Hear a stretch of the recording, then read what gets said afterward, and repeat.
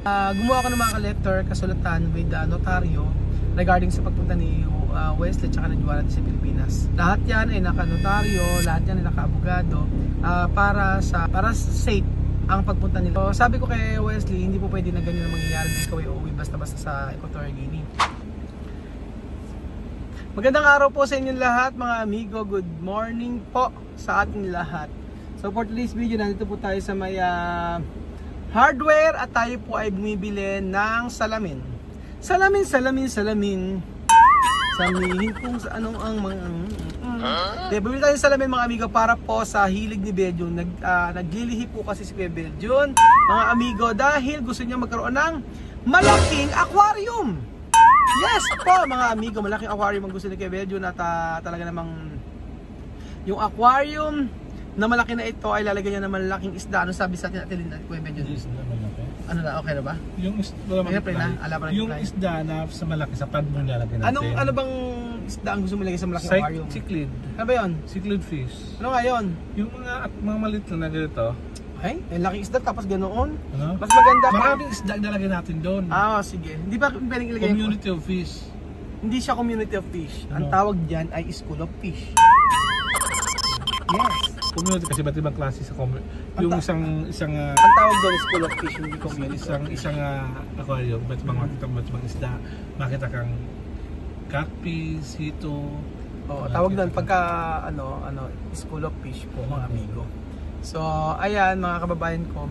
Tapos itong sasakyan mamaya ay papatingnan ko. At may mga gas para po maayos na hanggat kasi kailangan na pong ayusin ito. Inaano sa akin ni ate. So anyway mga amigo, ito po yung kanyang aquarium na gagawin, lalagyan niya po sa resort. Kasi totoo lang yung mga isda ay nakakawala po ng stress siya, nakakawala ng anxiety, nakakawala ng depression. Kaya po si Belgium mula po na nagkaroon po ng anxiety ay wala po siyang ginawa kung hindi mag-alaga ng mga isda. So kulang na lang po. Kaya po ang buong bahay po namin ay amoy lansa. Malansa mga amigo. Hindi pa mga amigo. Ayan po, ngayon po wala pala mga kababayan ko, gusto ko pong i-share sa inyo yung aking conversation with Joanna at ganito po yan mga amigo. So, dahil sa mga mainiting usapin o mainit yung mga nangyayari doon o talaga na mga masasabi ko na hindi na okay kay Joanna at kay Wesley na mag-stay muna doon sa bahay na yun. Alam nyo po, ay kinausap ko si Joanna at si Wesley yesterday regarding po sa pag-i-stay nila sa kanilang bahay. So, total malapit naman na pupunta si Wesley at si Joanna din sa Pilipinas. Kaya inoperan ko si Joanna. May offer.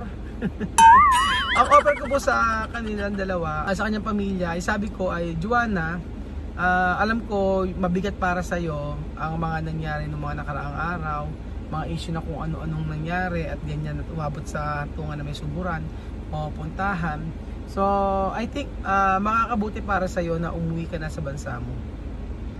Sabi ko ay bumiyahe ka na sa ibang bansa, doon sa lugar nila.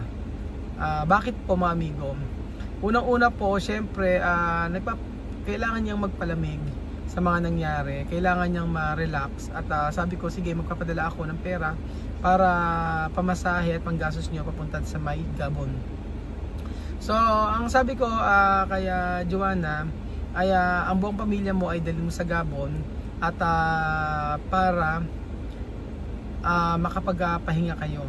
At gusto ko rin kasi na yung family, sabi ko, ang iyong family ay makapagpahinga at gusto ko rin yung mga bata ay makapunta roon. So although may pasok mga amigo, pero okay lang yun. Sabi ko kahit ilang araw lang. Ang para sa akin mga amigo, kaya ginagawa ko to na pinabalik ko si Joanna sa bansa nila ay para po makausap ko din yung kanyang kapatid regarding po sa punta ni Wesley at ni Joanna sa Pilipinas. Bakit po? Para makampante po kasi dati sinasabihan si Joanna ng kanyang kapatid na sinungaling, na hindi na ka naman pupunta sa Pilipinas, niloloko ka lang ng Pilipino na yan, o niloloko ka lang, or paasa lang yan, or ganon. So sabi ko para matapos na ako yung mga yaan na usapin ay mas mabuti na ikaw, Joanna, ay pumunta doon at gusto kong kausapin yung kapatid mo. At yung nanay niya kasi mahina na rin eh.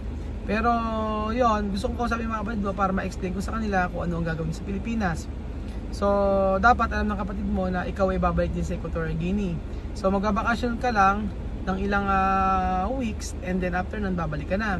Si Wesley naman ay ako ang magiging guardian at hindi ko naman pababayaan, at ilalatag ko sa kanila sa pamilya niya, para kasi si Joanna po wala namang pamilya sa Equatorial Guinea. Ilalatag ko sa kanya lahat ng mga agreement kay Wesley sa pag-aaral na meron naman nag-sponsor, tapos syempre sa insurance, and then insurance pala hindi agad-agad siya makakakuha, right? Mga after 6 months pa, mga amigo. So kailangan ng insurance, and then kailangan din po ni Wesley ng health insurance, tapos life insurance. Yan po ilalatag ko sa nila. Actually hindi nila alam yan, wala silang idea about sa mga insurance yan, pero gusto kong sabihin sa kapatid niya, yan yung agreement natin. And then syempre may agreement din regarding po kay Waka sa pagpunta sa Pilipinas, na siya ay kailangan bumalik kasi may mga anak siya doon. Hindi po pwede mag-stay siya ng sobrang tagal. Ganun po, mga amigo. So actually ganito yun eh. Alam niyo po sa Equatorial Guinea, kahit iwanan nila kanilang mga anak sa kanilang kapatid, like si Mahmoud, yung anak ni Lorena, basta may mapag-iwanan, pera, bigyan mo ng pagkain, okay na. Kumbaga sila po ay namumuhay na parang noong tayo ay mga kabataan pa, na ipaalaga mo lang mabubuhay. Ipaalaga mo lang maging okay na. Ganun po, mga amigo, yung buhay doon sa Equatorial Guinea. Para at least alam niyo po. Tapos sanay sila, mga amigo, na iniiwanan ng kanilang mga anak. Sanay sila na yung mga anak nila ay paalaga. Ganun din po sila. Kaya nga po, mga amigo, ang sabi ko kay Joanna, pagpunta nila doon sa Megabon, kakausapin ko yung kapatid. Sabi ko, mahirap kontakin nga lang kasi syempre ibang bansa na yun eh, iba yung number doon. So kailangan gumawa siya ng way para makausap ko. And then syempre para mapanatag yung kanyang kapatid, na yung kanyang pamilya, like si Joanna at si Wesley papunta sa Pilipinas, ay safe. Yun po, mga amigo. And then gumawa ko ng mga letter, kasulatan with notaryo regarding sa pagpunta ni Wesley at ni Joanna sa Pilipinas. Lahat yan ay naka-notaryo, lahat yan ay naka-abogado, para safe ang pagpunta nila dito sa Pilipinas. Yes po. And then syempre yung pagpunta nila dito ay sasabihin ko, hindi po pwede salita lang, mga amigo, kailangan talaga may kasulatan. At ayoko na maulit yung before na dati, di ba, no, kahit sabihin mong salita lang, ganyan, tapos after 1 year ba uuwi din. So sabi ko kay Wesley, hindi po pwede na ganyan na mangyayari na ikaw ay uuwi basta-basta sa Equatorial Guinea. Hindi biro ang iyong pamasahe. Sa totoo lang, maraming salamat po sa sponsor ng ticket ni Wesley at ni Joanna. Kasi pikit mata po itong babayaran sa talaga. Pero pagdating sa magiging future naman ay okay lang. Kumbaga kahit na mabigat ang ticket nila papunta sa Pilipinas, magiging sulit naman at worth it naman, dahil yung pag-aaral ng bata ay talaga namang makakatapos dito, makakapag-adjust at magkakaroon ng hope para sa pamilyang ito, especially kay Wesley na napagkaitan ng tulong before. At lahat ng mga ito, mga kababayan ko, ay ginagawa ko dahil deserve ng bata na magkaroon ng magandang buhay.